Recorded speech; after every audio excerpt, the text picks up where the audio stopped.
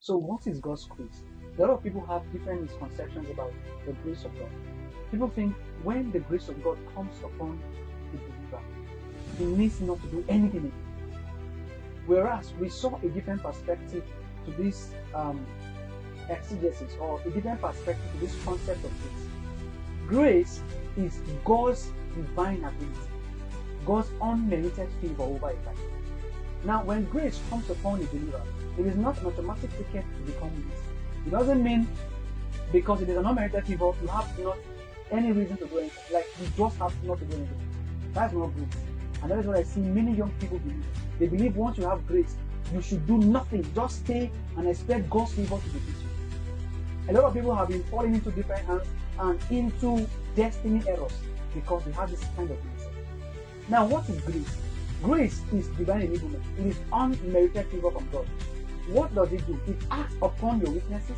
It acts upon your work to make your work more impactful, more relevant, and more influential.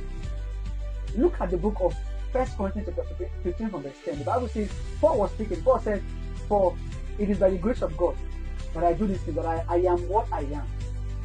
Now, and I know I live no more than you by the grace of God upon my life." This is a man that carried grace.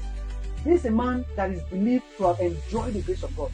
Yet, he was still saying that he labors even more than every other person in the church as at that time. To tell you that grace does not make you lazy. Grace does not make you wait a breakthrough or open doors without doing anything. Instead, grace acts on your work. It enables your work to become better, more faster, and more quicker. So don't ever sit down to think that you're waiting for God's grace to make you exploit in life. You're waiting for God's grace to make you favorable in life. No, you have to do something. God will breathe upon that work, however little it is, to make it bigger and influential and more relevant. And that's what the Bible says, do not forget the days of the little beginning. Because it is from your little beginning that God's grace will breathe upon.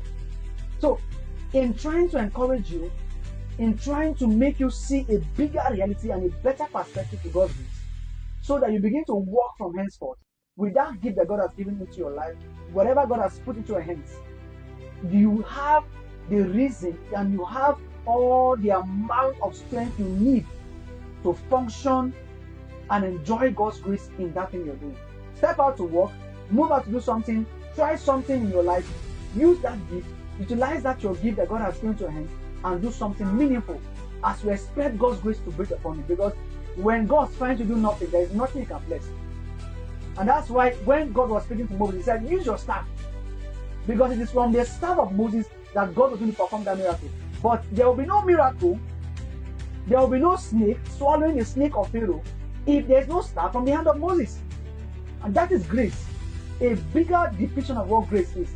God wants to act on what you're already doing to make you better, to make it more relevant, and to function more, and to execute His kingdom upon your life. So go out there and use that thing you're using. Do not be relentful. Don't be lazy. Because grace will never come as long as you remain lazy.